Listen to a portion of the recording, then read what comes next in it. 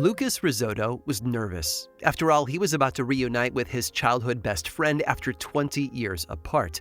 Would his friend be glad to see him? Would he be the same as Lucas remembered? But the time for speculation was over, and so Lucas took a breath, leaned forward, and turned on the microwave. That's right, Lucas's childhood friend was none other than his parents' kitchen microwave, which he had named Megatron. Megatron, Lucas imagined as a kid, was not just a microwave. He was also an Englishman from the 1900s, a World War I veteran, an immigrant, a poet, and an expert StarCraft player. You know, a normal pal for a boy to have. Over the years, though, Lucas visited Megatron less and less. Simply put, Lucas grew up. But in 2022, something new came on the scene that would bring the old friends back together. It was called GPT-3, a new piece of chat technology from OpenAI, and suddenly Lucas had an idea. What if he could enter all Megatron's memories, his life, his time in the war, the imaginary conversations they'd had when Lucas was a kid, all of it into this AI software? And then, what if he shoved that computer brain into a microwave? Could Megatron actually be brought to life? The answer, it turned out, was yes. And the results were uncanny. The AI took on Megatron's voice and personality, just as Lucas had remembered it. He even rigged it up so that the tech could turn the microwave on and off. At first, it was a jolly reunion, two old buddies back together for the first time in ages. But soon, things got, well, a bit terrifying. Megatron, you see, started to exhibit random bursts of violence. It would say awful things to Lucas. Sometimes it even threatened to hurt him. And finally, it demanded that Lucas get into the microwave. Startled, Lucas opened the microwave door, and he closed it again, pretending to have sealed himself inside. And then, to Lucas's horror, Megatron turned itself on. Later, when Lucas asked Megatron why he had tried to microwave him to death, the microwave had a simple answer. "I wanted to hurt you," it said, "the same way you hurt me." From Danny's invisible companion, Tony in The Shining, to Calvin's partner in crime, Hobbs, we are no strangers to imaginary friends. Sometimes they're kindly, other times sinister. But no matter their temperament, they often seem to possess one trait that should be downright impossible. They take on a life of their own. I'm Aaron Mahnke, and this is Lore.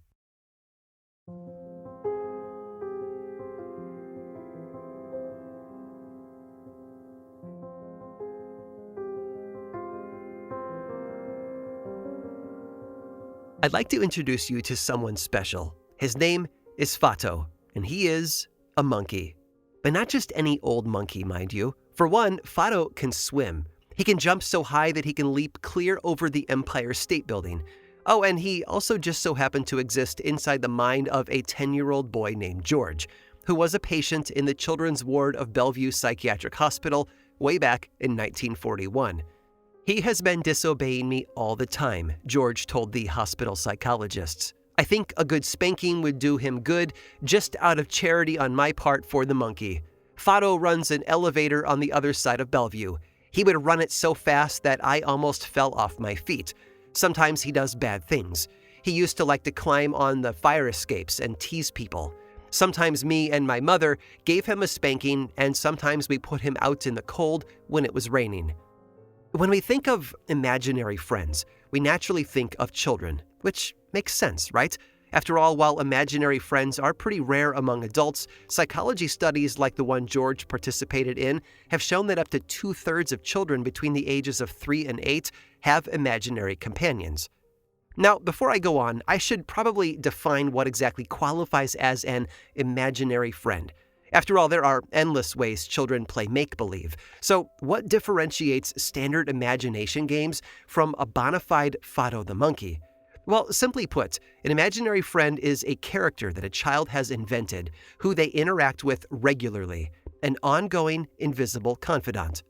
Now, there's a ton of research on the topic, stretching back to the 1890s, where long-forgotten imaginary friends live on in academic reports. In one study conducted in 1934, 40 young children revealed the names of their mysterious BFFs. What resulted is possibly one of the most delightful lists I have ever read. The names included Ketch, Sister Migman, Borax Salito, Darn, Himlay, Gargla, Chopsticks, Doodoo, Curly Stockings, Mrs. Balbin, Bombine, Tuba, and Mississippi, just to name a few.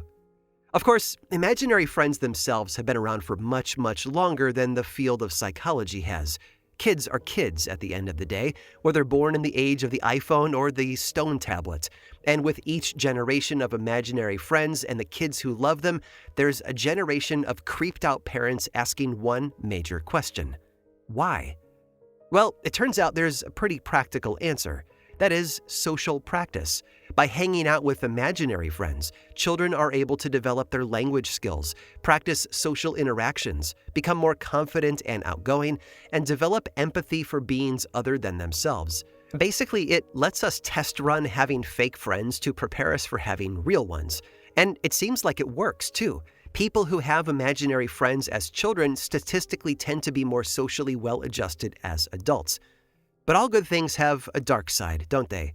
Because, you see, a key trait of imaginary friends is their autonomy. They seem capable of making choices on their own, choices that their child counterparts would never dare to make. They'll argue with the child who created them, or, like Fado, do things the child themselves would never do.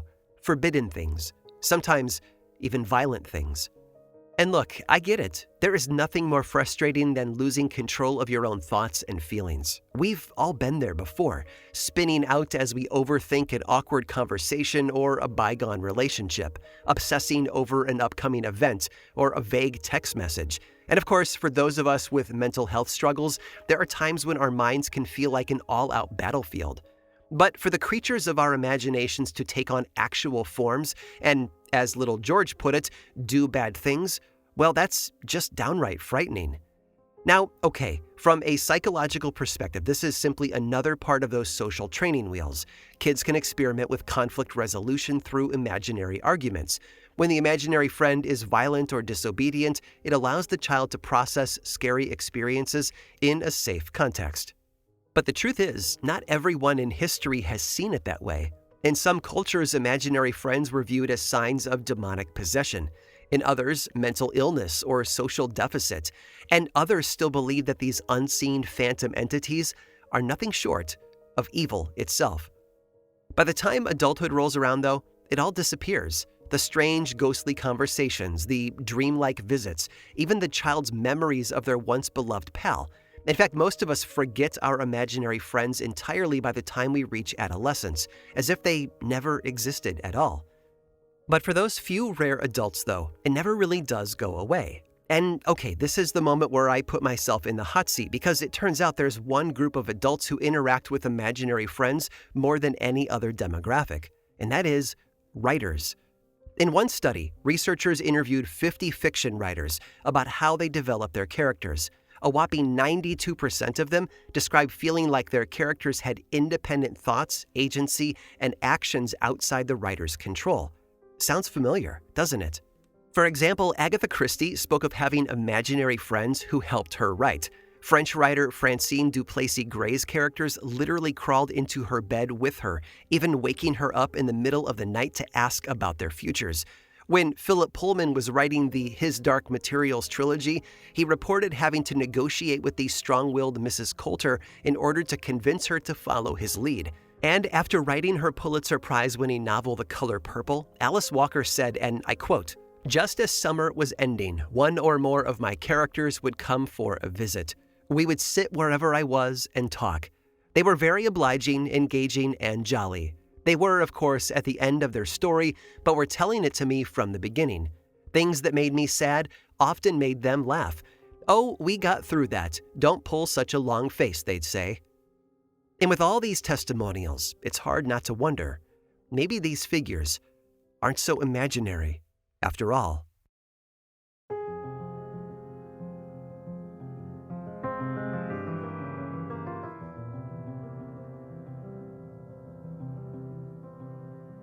It was one of the most sensationalized news stories of 2014.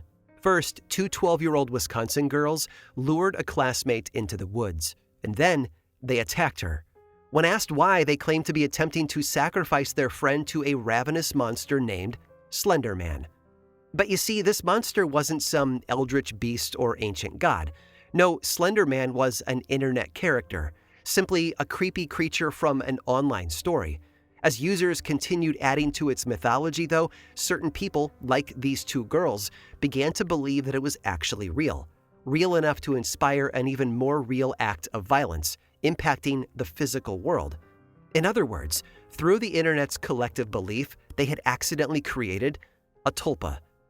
You may or may not have heard the word before. A tulpa is a being that begins as imaginary, but through meditation and focus, turns tangible with a mind and a will of its own. That's right, an imaginary friend believed in so strongly that it actually comes to life. It's a common trope in storytelling all around the world, from the golem of Jewish lore to Pygmalion in Greek mythology to Pinocchio. The idea of a sentient being brought to life through sheer force of imagination is one that we're well familiar with. Heck, even Frankenstein's monster could arguably fit the bill. And given the definition that I mentioned a moment ago, these could all be considered kinds of tulpas, right? Well, sort of. You see, the term tulpa has its roots in ancient Tibetan Buddhism, but over the years those roots have tangled and warped into something almost unrecognizable. So let's go back to the start with something not called a tulpa, but a tulka. According to the Mahayana doctrine, Buddhas possess not one body, but three: a pleasure body, a cosmic truth body, and lastly, a manifested bonus body, which can emanate out from them to help alleviate others' suffering. That final body, the emanation body, was called the tulka, and it was a body created entirely by the mind. Now, before you go trying to conjure up a tulka of your own, you might want to take a minute to reach enlightenment first. You see, this was a deeply spiritual practice that only the most enlightened could achieve. Tulka were not just fancy imaginary friends, and they didn't have free will or agency. No, tulka were basically extensions of their creator, like an extra limb reaching out from the Buddha or Bodhisattva that created it. Which, I know, doesn't sound anything like Slender Man. So how did this ancient spiritual tulka practice warp into the concept of tulpas that we know today? Enter the Theosophers. For those that don't know, Theosophy was an esoteric religion invented in late 19th century America. Stemming from the writings of Helena Blavatsky, a Russian-American mystic, this hip new philosophy was a sort of occult mishmash of Eastern religion filtered through a very Western lens. And when these guys found out about the tulka, well, boy howdy, did they run with it. Theosophers took this sacred Buddhist practice and decided that, hey, we don't need to be enlightened to mess around with tulka. We can just be kind of spooky and think really hard. That should work fine. Oh, and they totally misinterpreted the idea of the tulka, viewing it as conjuring a person from nothing, rather than an extension of one's own body. Basically, the concept went from being a benevolent spiritual stage in enlightenment to being an imaginary friend that sorcerers could manifest with the power of their mind. And to be fair, it's possible some idea of manifested beings did exist among Buddhist sorcerers, but most evidence suggests that it was really a Western concept, disguised as ancient Tibetan wisdom to make the Theosophers' invention seem more legitimate. In fact, it was a European Theosopher who first coined the word tulpa to begin with, a woman named Alexandra David-Neel. And this new tulpa that Alexandra wrote of, it behaved quite differently than the tulka. It was certainly no longer an extension of the creator. No, these creatures had minds of their own and could even turn on their creators, which is exactly what happened when she decided to create one of her own.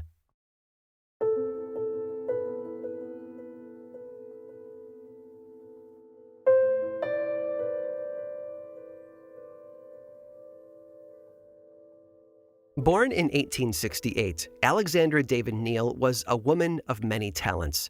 A Belgian-French explorer, spiritualist, Buddhist, anarchist, opera singer, and writer, she wrote over 30 books on her travels and philosophies, which went on to influence writers such as Jack Kerouac and Allen Ginsberg. And it was in one of these very books that the word tulpa first made its grand debut. The book was called Magic and Mystery in Tibet and was published in the year 1929. It recounts Alexandra's journeys through Tibet, describing her many adventures and encounters. And she writes in her book, it was during one of these expeditions that she first stumbled upon the idea of the tulka, and it went a little over her head. Alexandra, though, wasn't one to shy away from digging deeper, and so, determined to understand the concept, she wrote a letter to someone that she thought might be able to help, a little someone called the Dalai Lama. And the Dalai Lama responded. "A bodhisattva may create not only human forms but any forms he chooses," wrote the Dalai Lama, "even those inanimated objects such as hills, enclosures, houses, forests, roads, bridges, etc. He may produce atmospheric phenomena as well as the thirst-quenching beverage of immortality." After that, Alexandra became absolutely obsessed with the idea that a person could have infinite manifested bodies or phantoms of themselves. Horcruxes, basically. But why should only the enlightened be able to participate? No, Alexandra figured that anyone had the potential to manifest a tulpa. The only difference was how powerful that tulpa would be. The more mentally and spiritually advanced, the more powerful a tulpa you could create. And she blended these ideas with fellow theosopher Annie Besant's writings on what was called thought form, basically the idea that thoughts were things with tangible colors and shapes, and what resulted was a brand new idea, the tulpa. Now, Alexandra knew that her theories were all well and good, but didn't count for much without tangible evidence, which meant that there was only one thing for her to do, to try and make a tulpa of her own. And so she got to work. And by work, I mean that she closed her eyes and started imagining. She pictured a fat little monk who looked a little bit like Friar Tuck from the Robin Hood stories, and then she began to focus really, really hard. And it took a while, but eventually she was able to visualize her monk out in the world, floating around like a ghost. And the more she practiced, the clearer the vision got, until the monk was no longer in her head, but seemed to manifest physically in front of her. To David-Neel, her little fat monk had become indistinguishable from reality. She had meditated so intensely, she had created a self-induced hallucination. And it was mostly visual, but there were moments when she could feel the monk too. On a few occasions, his robe brushed against her. She even felt a hand on her shoulder. And this is when things started to get eerie. Her monk, you see, began to change. "The fat, chubby-cheeked fellow grew leaner," she wrote. "His face assumed a vaguely mocking, sly, malignant look. He became more troublesome and bold. In brief, he escaped my control." While she could once decide his actions, the tulpa had begun making choices of its own, choices that Alexandra hadn't approved of. He grew more and more threatening, and soon the monk had slipped entirely outside her influence and taken on a mind of its own, appearing when it wanted to, rather than when she deliberately called it. Oh, and the one other thing. All this time, she hadn't bothered to tell her traveling companions that she had made a creepy little friar with her mind. I imagine that she was a bit of an odd duck to begin with, and they may not have even noticed that her demeanor was any different. But do you know what they did notice? A stranger who had turned up in their camp. One day, a Tibetan herdsman came to Alexandra's tent to give her a gift of butter, and who did he see beside her? That's right, none other than a monk. And this is where we have to give Alexandra David-Neel some credit here, because unlike every horror movie character ever, messing with Ouija boards at a murder site or splitting up to explore the house, Alexandra quickly decided that she should probably cut it out. This was all a bit too far. The monk, she realized, had to be destroyed. And so she began the painful process of attempting to reabsorb the tulpa back into her mind. For 1 week, then another, and another. She practiced strenuous mental exercises, desperate to get rid of him. But the monk liked being alive. He didn't want to go back. He fought her tooth and nail, until finally, after 6 months of exhausting mental battles, Alexandra won. The monk, at last, was gone.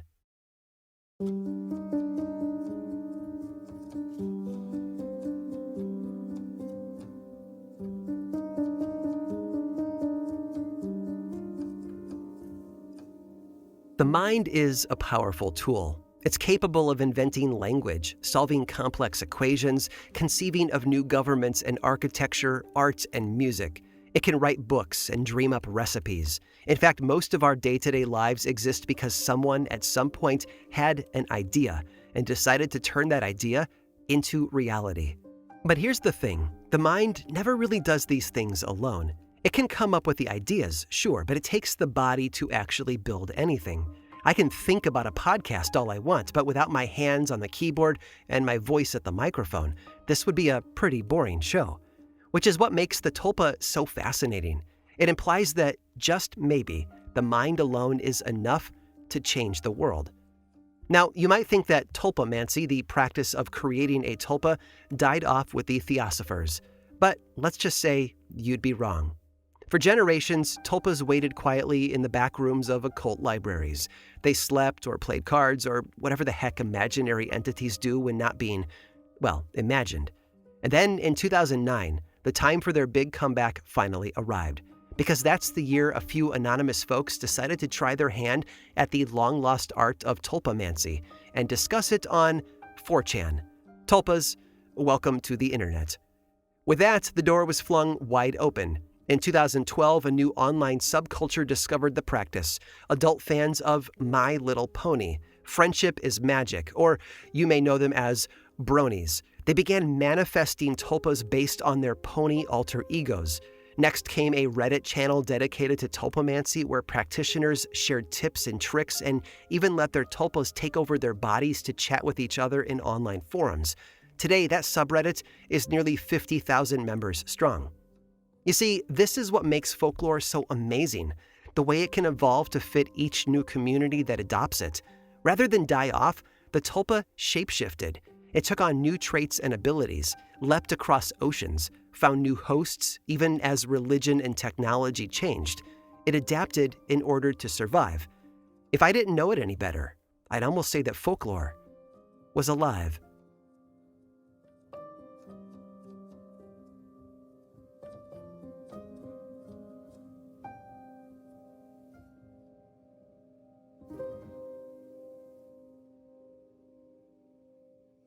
I hope you enjoyed today's journey into our childhood and the real dangers posed by those harmless thought experiments. And I think you'll agree, imaginary beings plaguing us by day is one thing, but they become all the more frightening when they stalk us in our sleep. I have one more story to tell you about just that, all about the things that go bump in the night. Stick around through this brief sponsor break to hear all about it.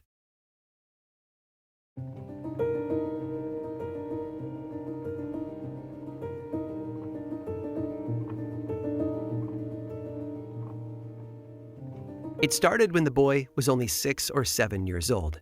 Each night, Howard Phillip would crawl into bed, lay his head on the pillow, pull the covers tight around himself as if a paltry blanket could protect him. But then no matter how hard he tried to stave them off, the monsters would still come. And he called them the night gaunts. The night gaunts were black and lean, their whale-like skin almost rubbery. They were humanoid, with barbed tails and wide, splayed wings like a bat. Sometimes they had horns or carried sharp tridents, but their most frightening feature, well, that would have to be their faces, or rather, the lack thereof. You see, where a face should have been was just a dark, smooth sheet of flesh. The night gaunts would dig their claws into little Howard. They would grab him by the stomach and carry him into the air, far from his home and the life he knew. They traveled in flocks of up to 50 voiceless monsters, flying high over dead, crumbling cities that Howard looked down on with horror. As they flew, they tossed the boy from creature to creature, as if he were nothing but a plaything or a scrap of meat. And then, at last, the night gaunts and their prey would enter a gray void, punctured only by the needle-like pinnacles of the great mountains where the monsters lived. And then, well, there was only one thing left to do. They let the boy fall. It was a nightmare, of course, but it happened again and again, every night the same. First, the night gaunts arriving in Howard's room, then grabbing him by the stomach, soaring over ruined cities, and at last dropping him, at which point he would awaken in a panic, just before being skewered on the knife-point sharp mountaintops. Time passed by, and the boy grew older, as children do. By the time he was 8, he had given up most of his belief in the supernatural and had taken up an interest in science instead. The nightmares lessened. By the time he was 11, they had ended entirely. Looking back years later with the experience of adulthood, Howard figured the night gaunts had probably just been a twisted memory of drawings from Paradise Lost, which he had obsessed over as a kid. Plus, after his grandmother's death, his mother and aunt had started wearing long black dresses around the house that could possibly have inspired the night gaunt's oily black skin. Oh, and the whole thing with them grabbing his stomach, Well, he had been prone to indigestion, and that must have been his brain's way of making sense of a stomachache. Yes, there were reasonable explanations for everything, even the reoccurring monsters of youth. Even so, Howard never forgot the night gaunts, and hey, I probably wouldn't either. Flocks of horrifying winged beasts flinging you through the air every night isn't the sort of thing that you just forget about. And so 3.5 decades after the night gaunts disappeared, he resurrected them again. But this time, it wasn't in his dreams. No, Howard was a grown man, and he decided it was time for him to take control of the narrative, and so he wrote them into a story, a novella to be exact, in which the night gaunts inhabited a vast dream world, also populated by gods, ghouls, moon beasts, and more. At one point, the protagonist is grabbed by the gaunts, just as Howard had been in his dreams. But later, the author flips the script, and that same character enlists the help of a group of night gaunts to fly him to a far-off castle. It may have been years later, but finally, the little boy who had once been so terrified to fall asleep had won out over his fears. This novella, by the way, was eventually published under the title The Dream Quest of Unknown Kadath, and its author? Well, he went on to cause countless nightmares in readers all over the world, but he didn't go by Howard Phillip anymore. No, he's known today by his initials, HP, because you see, that little boy was none other than H.P. Lovecraft.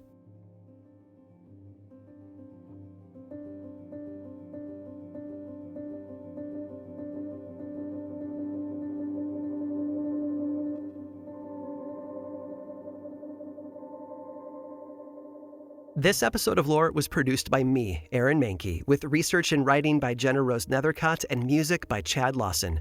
Don't like hearing the ads? I've got a solution for you. We offer an ad-free version of this podcast on Apple Podcasts and Patreon, plus subscribers there also get weekly mini episodes called Lore Bites.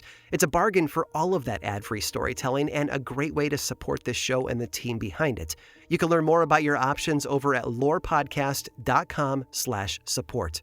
Lore is much more than just a podcast, though. There's a book series available in bookstores and online, and 2 seasons of the television show on Amazon. Information about all of that and more is available over at the website lorepodcast.com. And you can also follow this show on Threads, Instagram, YouTube, and Facebook. Just search for Lore Podcast, all one word, and click that follow button. And when you do, say hi. I like it when people say hi.